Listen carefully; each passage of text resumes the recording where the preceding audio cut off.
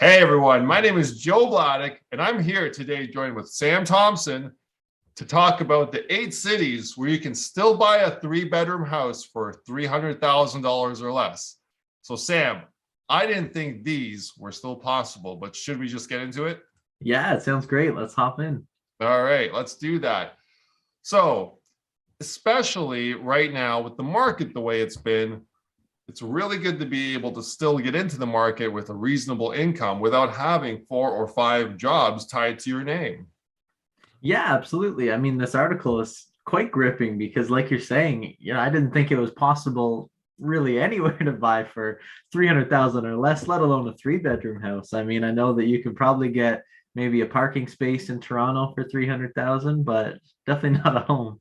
Yeah, we have seen some very expensive parking spaces in Toronto. So let's dive in and see what cities they're talking about, because if we can share this with everyone, maybe you're a first-time home buyer that works remotely, it'd be a great way to get into the market by living in a city like this for a little while and getting some equity established before moving closer to where you want to be long term. Mhm. So let's take a look here. One of the cities being Chatham, Kent, Ontario. So that is just west of London, east of Windsor, in that area, maybe north of Leamington, I think we're looking at here. Mhm. So we are looking at 16 Thelma Avenue. Looks like this one selling price 302,000. Just sold in January. 3 bedrooms, 1 bathroom. It's a nice little place. I think this would be great for a small little family starting out. Yeah, absolutely. For that first home to, again, as you're saying, start developing that equity and, getting into the market as we, see that resale homes seem to be the only way a lot of new buyers can get into the more competitive markets. Exactly. And especially with this specific house, um, if you're concerned about having a high income to get into the market, with a selling price of 302,000, that would have required a total family income of about $63,000 if you were not carrying any debt. So that's not too bad. Mhm. Second on the list we have is Pembroke, Ontario. So we're looking at Giroux Street, selling price 189. I A can't believe sub it. 200,000. Wow. Yeah, this would require an annual income of $40,000, which is quite low compared to what we're seeing in other small towns and cities around Ontario. But this one also just sold recently and had 2 bathrooms compared to the 1 bathroom Wow. previous. Mhm. Yeah. Now, Pembroke is a little bit further away from Toronto. I think that's more towards the Ottawa area, isn't it, Yeah. Sam? All right. So a little bit more of a commute if you are working in Toronto. Probably not Mhm. possible. Then we have West Grey, Ontario, which is 280,000. Sold October 5th, 2021. 3 bedrooms, 1 bathroom. It's a nice little bungalow. I Yeah. can't believe a house like this sold for $280,000 during the pandemic. Yeah, exactly. We're looking at an annual income of about 60,000 required for this home. So definitely attainable, even for a single family earner looking to move into a place like this. Yeah, absolutely. Now we have Sault Ste. Marie. Now, Sault Ste. Marie has traditionally been pretty affordable to live in. I know that we've Mhm. had a few mortgages up there that were for homes in the $100,000 to $200,000 range, and this one doesn't really change from that. We have a selling price of 128,000. Wow. Yeah, Again, for a 3-bedroom, that's wild. really an income of only $30,000 required to afford a house like this. This one sold December of last year. It has 3 bedrooms as well and 1 bathroom. Hmm. Pretty fantastic. Yeah. Then we have Timmins, Ontario. I think that's where Shania Twain is from. Oh, yeah. Yeah. And then we have this one selling for 260,000. It's a 3+1. So technically a 4 bedroom. They have a bedroom in the basement. And this house has 2 bathrooms as well. That's awesome. Yeah. So, and this one's in a pretty big city in Ontario in comparison to some of the other ones. Mhm. And this one will require an annual income of about $55,000 to be able to afford without any debts. Windsor, Ontario. So this is a nice little bungalow, maybe a 1.5 story actually. 310,000. So just over that 300 mark, but still pretty close to where we're looking at. Yeah, absolutely. Definitely a good starter. Yeah.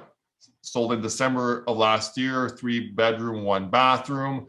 I mean, this is a great home to start out for a first-time buyer. It reminds me of the home I bought as a first-time buyer. I didn't have the second floor with my wife there, but it was a nice little bungalow, similarly priced. This one would require annual income of about $65,000 to afford. Iroquois Falls. I'm not quite sure where this is located. I think it's closer to the Quebec border. But 169,000, 4-bedroom, bathroom house. This is a massive mansion.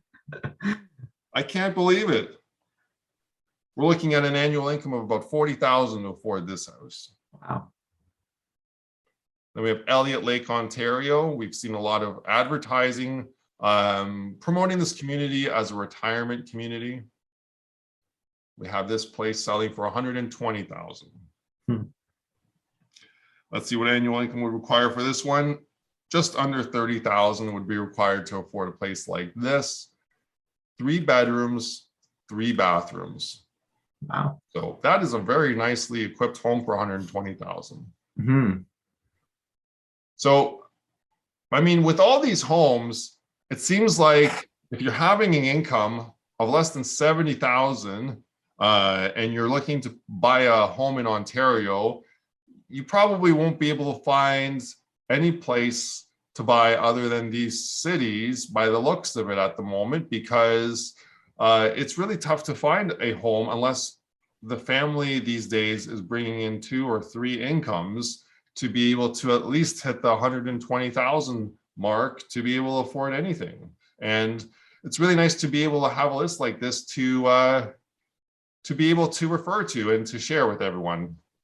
Yeah, absolutely. I know that the market for a lot of first-time buyers is a bit discouraging when they're seeing again a household income required of about 120,000. For some that might not be much, but for others that's quite a lot more than what they earn, especially if, like you're saying earlier in the video, if it's a single income family, then they're really priced out of the market. So like you're saying, it's really good that there are still nice properties in some of these cities where a single family, on a single income can still purchase.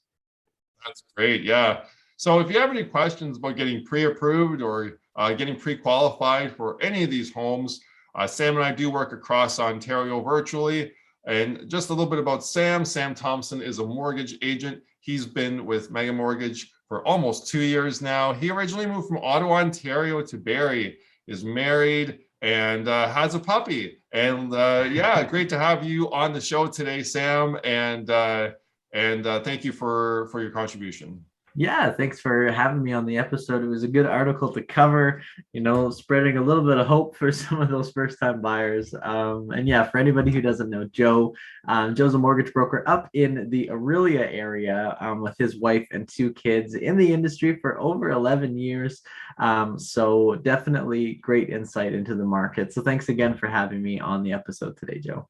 Thanks very much, Sam. And yes, thank you for everyone watching today's video. If you have a suggestion or a question for us about what you would like to see on our videos, send us a private message or follow, like, comment, and share.